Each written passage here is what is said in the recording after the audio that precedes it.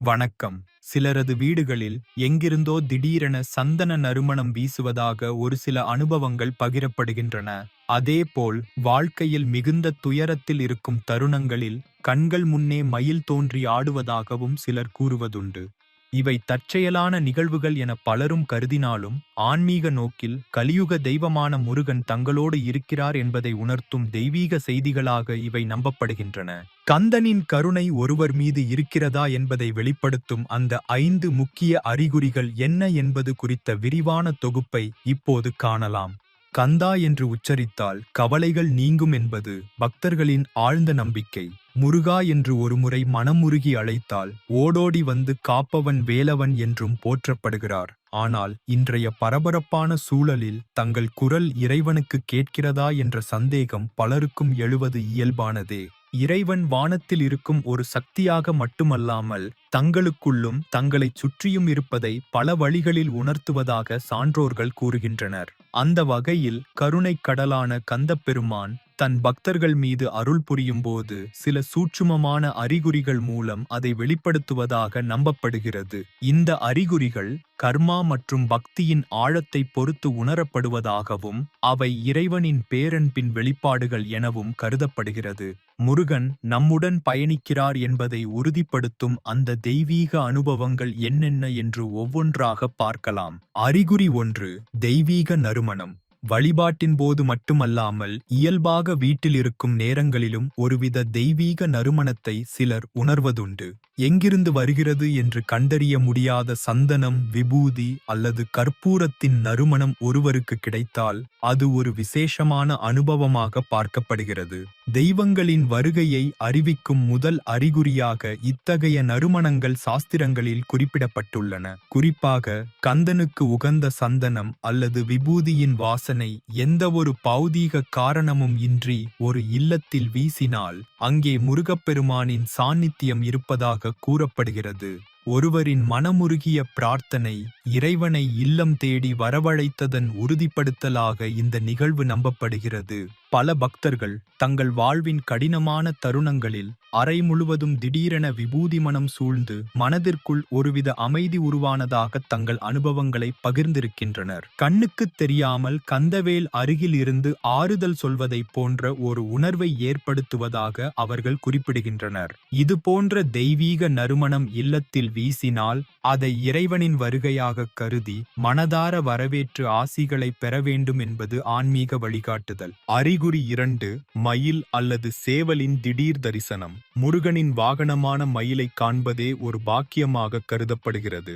சில குறிப்பிட்ட சூழ்நிலைகளில் மயிலின் தரிசனம் கிடைப்பது முருகனே நேரடியாக அனுப்பும் செய்தியாக பக்தர்களால் நம்பப்படுகிறது. ஒருவர் தீராத மனக்கவலையில் இருக்கும்போதோ, முக்கிய முடிவு எடுக்க திணறும் போதோ அல்லது ஒரு காரியத்தின் வெற்றி குறித்து கவலைப்படும் போதோ எதிர்பாராத விதமாக கண்முன்னே மயில் தோன்றி தோகை விரித்து ஆடினால் அது ஒரு சக்தி வாய்ந்த அறிகுறியாக பார்க்கப்படுகிறது.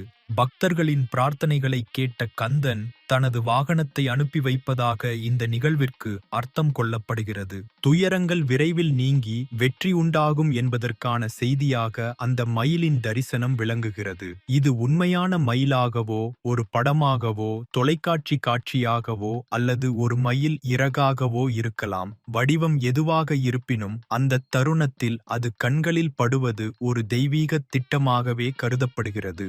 இதேபோல் முருகனின் கொடியில் உள்ள சேவலின் தரிசனமும் வாழ்க்கையிலுள்ள இருளை நீக்கி ஒரு புதிய விடியல் பிறக்கும் என்பதை உணர்த்தும் அறிகுறியாக நம்பப்படுகிறது.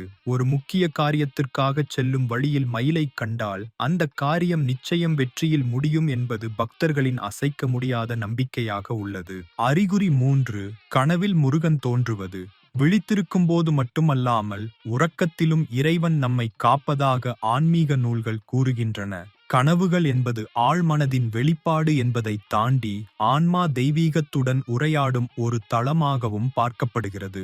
ஒருவரின் கனவில் முருகப்பெருமான் தோன்றுவது அவருக்கு கிடைக்கும் உயர்ந்த ஆசீர்வாதங்களில் ஒன்றாக கருதப்படுகிறது. கனவில் முருகன் ராஜ அலங்காரத்திலோ வேல் ஏந்திய வீரனாகவோ அல்லது புன்னகைக்கும் பாலகனாகவோ தோன்றலாம். சில சமயங்களில் முருகனின் முழு உருவம் தெரியாமல் அவரது பெயரோ அல்லது சக்தி வாய்ந்த ஆயுதமான வேல் மட்டுமோ கூட தோன்றக்கூடும்.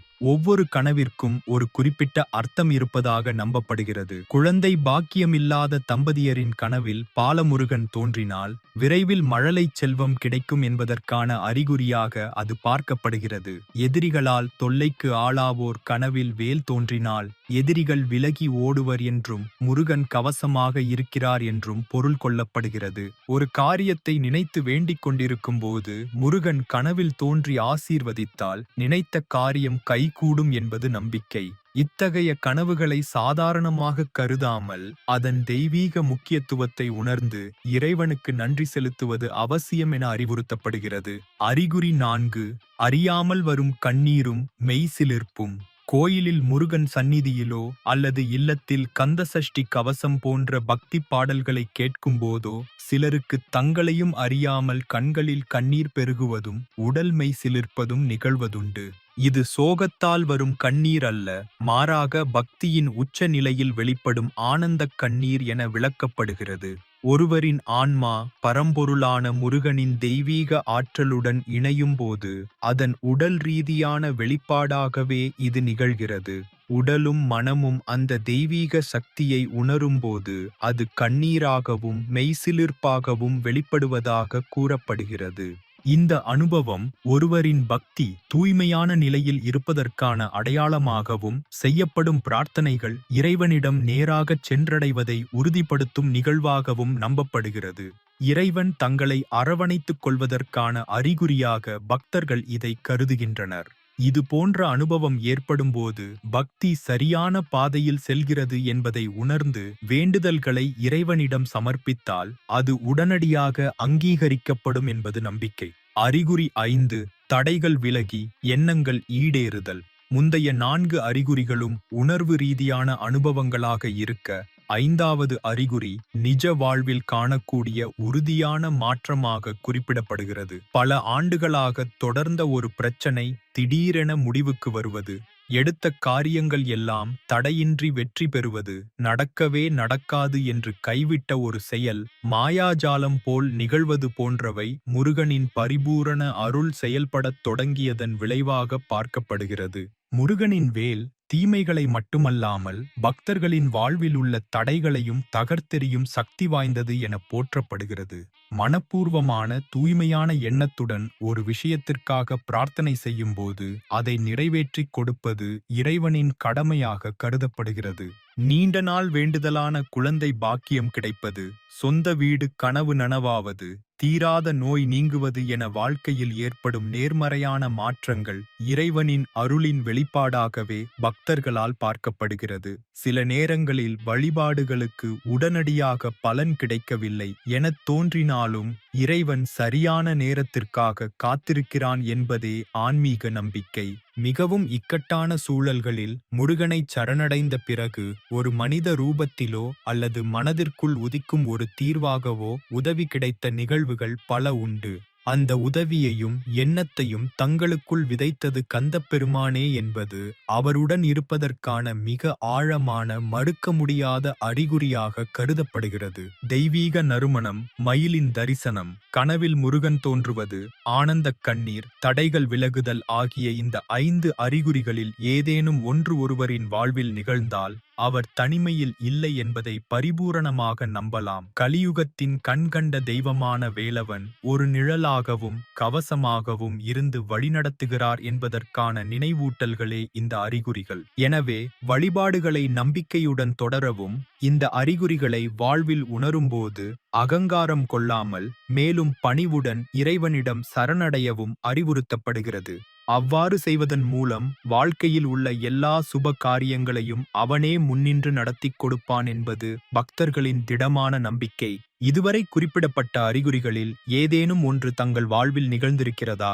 அப்படியானால் முருகப்பெருமான் மீது தாங்கள் கொண்டிருக்கும் பக்தியின் ஆழத்தை ஓம் சரவணபவ என்று கருத்துக்கள் பகுதியில் பதிவிட்டு தங்கள் அனுபவங்களை பகிருமாறு கேட்டுக்கொள்கிறோம். மேலும் இது போன்ற பயனுள்ள ஆன்மீக தகவல்களை தொடர்ந்து பெற எங்கள் யூடியூப் சேனலுக்கு சப்ஸ்கிரைப் செய்யவும்.